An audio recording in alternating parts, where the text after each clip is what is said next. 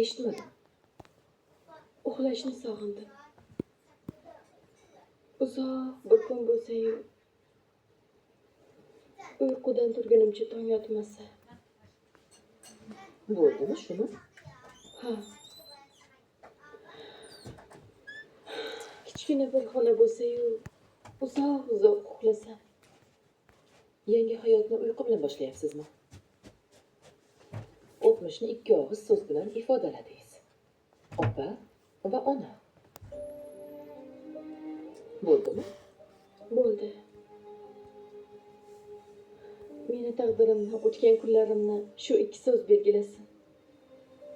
Balki shu to'g'ri bo'lar.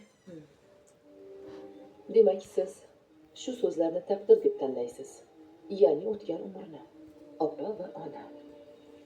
Ha, shunaqa. Yaxshi. Menga boshqa so'z aytishni istamaysizmi? O'tmishingizga kirishimni ham xohlamayapsiz. Shunaqami?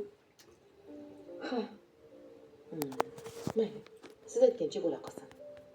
E'tirozim yo'q. Uzr.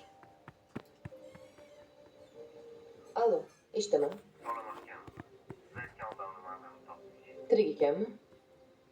Ha, lekin 5 yashga bizda uni surat yo'q. Iloji boricha uni ham topishga harakat qilaman. Avvalchi sizga ham qo'ng'iroq qilaman deydimi? Gaplashamiz. Zohida, siz bugun fikrlaringizni bir yig'ib, buguningizni va kelajagingizni o'ylang. Ertaga siz bilan gaplashamiz. Men sizni kutaman. Xo'p.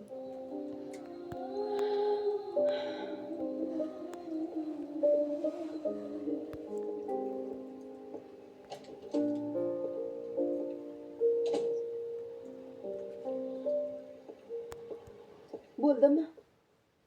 Suhbat yaxshi o'tdimi? Bu psixolog men boshqacha ishlayman degandi. Bilmadim. Telefonda gaplashdi. Shunga javob berdi-yu, menga ertaga kelishimni aytdi. Yordam beraman dedi. Mayli. Kelish kerak bo'lsa kelamiz. Qalay, senga